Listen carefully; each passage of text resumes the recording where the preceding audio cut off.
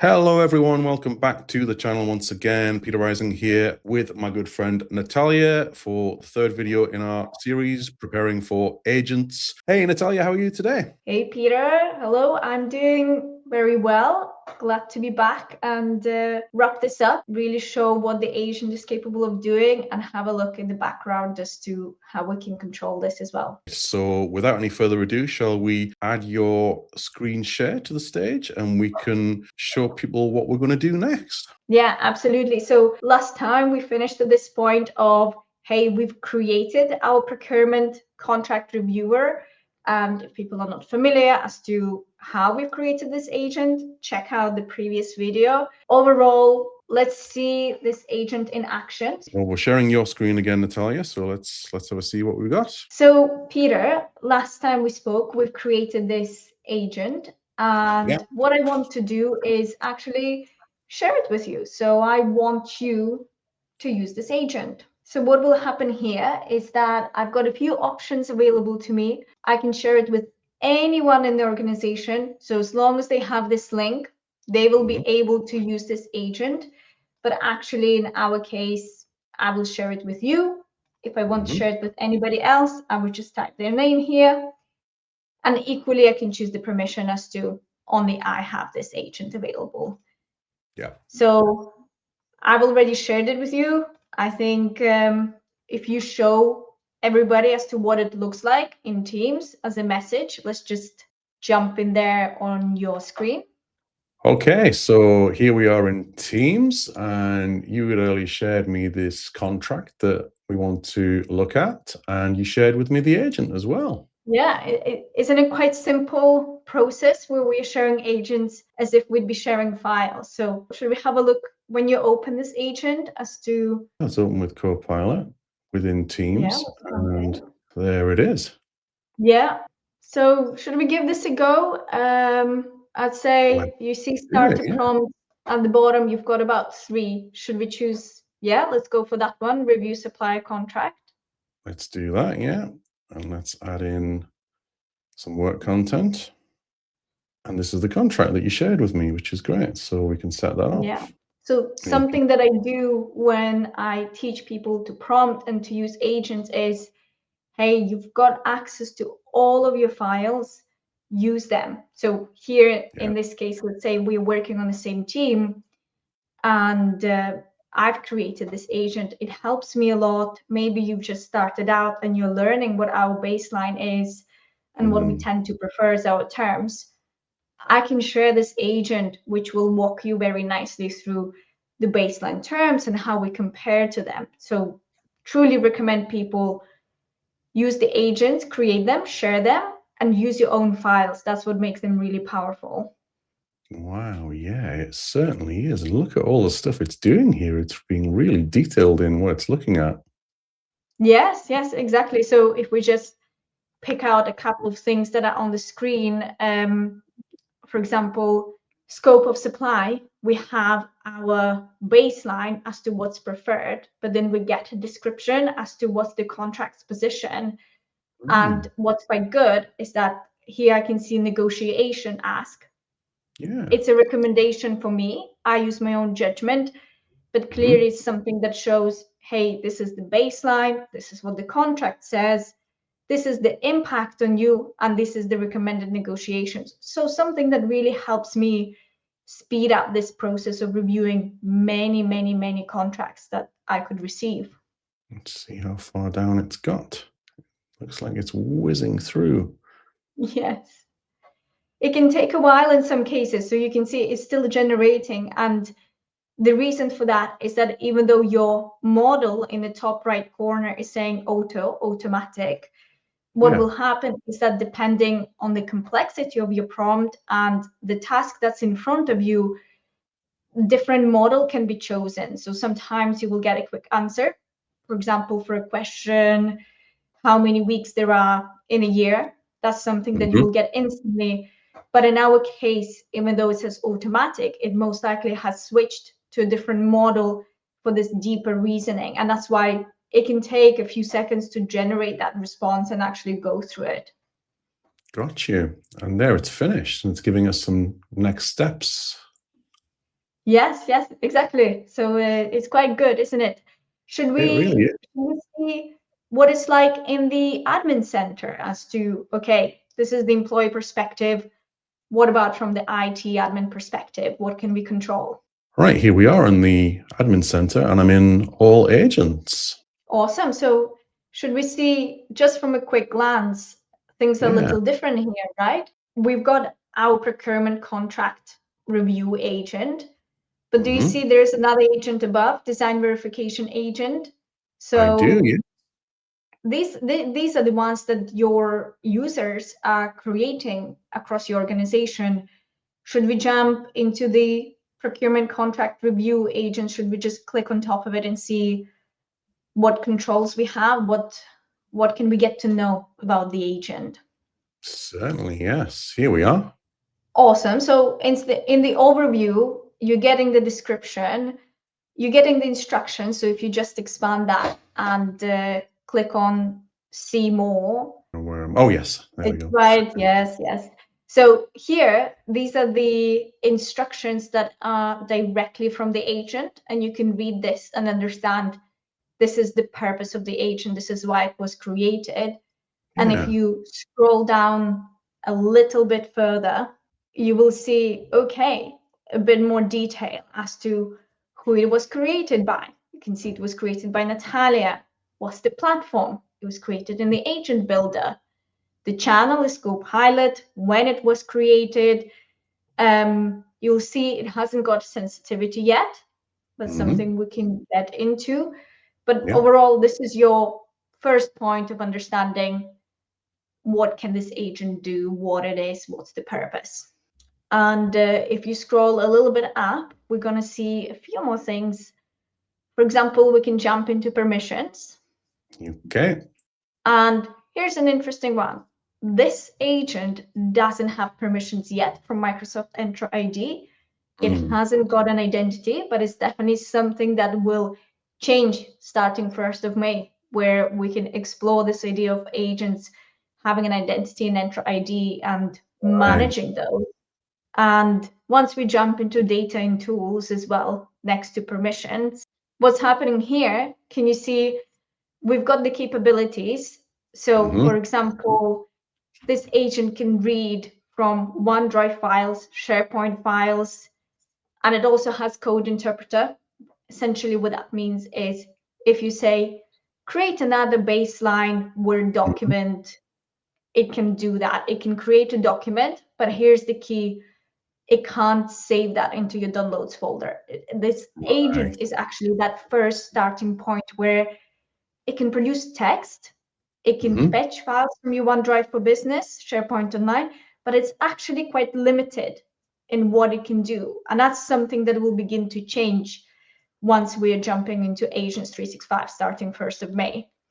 Gotcha. And should we jump into security as well? I think it's quite an interesting one. Absolutely, yes. Here we go. And I think this is your bread and butter, really, in terms of, hey, we are so far using Purview and we're looking at data protection. But if you jump into review and Purview, things are going to start to look a little different.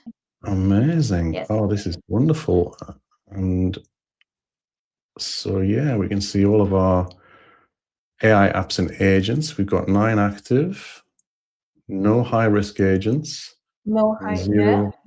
Yeah, this is good. Let's close that off. And we can see all of the agents that we have here. We've got our prompt coach that we looked at before in the previous videos, and the stuff we tried with Dropbox and Mural to demonstrate that, and the analyst as well. And a point that... And if you jump, should we jump into one of those agents to see what's available? So if you scroll down and maybe let's go into design verification agent. If you just click on it. And here I think would be quite good for you to go into the recommendations tab and of course. Yes. This is your bread and butter, Peter, right? It is. Inside the risk management and the sensitive information exposure. Maybe if you could link for everybody that's watching the concepts together as to how come we're talking about this when it comes to agents. Definitely. And I think the key point that we need to make, Natalia, is of course that to secure and protect and govern these agents, we don't need new technologies. We can apply what we've already got in Purview, like insider risk management and these data security investigations and sensitive data protection policies in DLP. This is all stuff we've been able to do for a very long time in Purview. We've got communication compliance in there as well, automatic labeling, data lifecycle management, all this good stuff we can do with agents from Purview solutions. And I have videos on all of these topics in my very recent SC401 exam guide series that I did, which I will link to as many as I can on this video for you to go and have a look at, so you can connect the dots of how agents can be secured. Wonderful. Yeah. Yeah, the analogy I like to use is, yes, we're talking about agents, but not much is changing. The way we protect our files, the way we govern our identities, what happens is that we can do exactly the same thing with agents, and it pays off to go back to the foundations of security and set these into place before you go explore the agents, right? Definitely. It all knits together. It all just works and takes advantage of what is already there in your subscription, whether you're on E5 at the moment, or if you're looking at that E7 journey with Agent 365 all baked into it, ready for May the 1st. It's all just going to come together and you can use things that you've already got, which is fantastic. And to conclude, should we jump back into the admin center and just look at the standard settings that we've got and get familiar with those? Yeah, let's do that. Here we are. Yeah, so let's just close this and look at, on the left-hand side under the agents, you have overview, all agents, tools, and settings. And I would be, so under the, settings right there. Yep. So there we go, here, let's just quickly go through these as, let's imagine it's the first time you're governing agents. This is where you would begin that. And for example, if you jump into the allowed agent types, here, the things that you see is that you can allow agents created by Microsoft. Hey, that goes back to the prompt coach, or the agent built by your organization. That's the reviewer that we have just built. Or the agents by the external publishers. We've explored Dropbox as well. So that's where you would choose whether people can have access to that. And then if you close this, and let's just jump into sharing right below.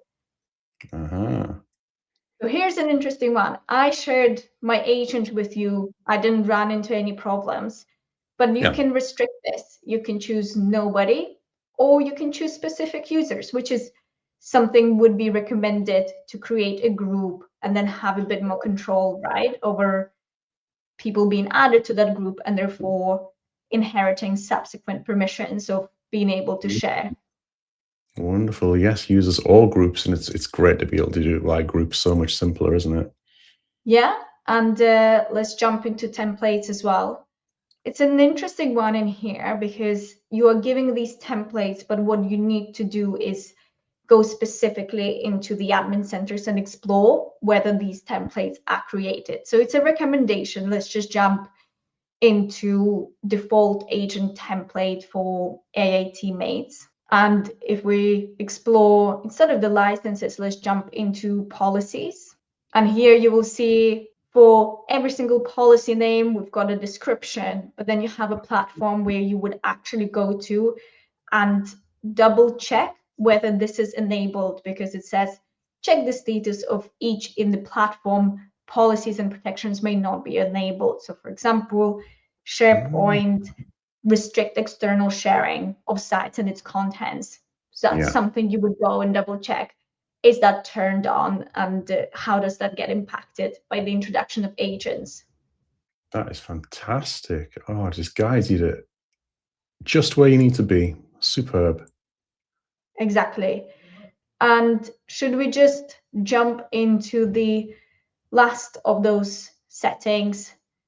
If you just go back to home or back to settings, yeah. Oh, We've yes, got user. user access. So here, once again, you choose who can access agents specifically.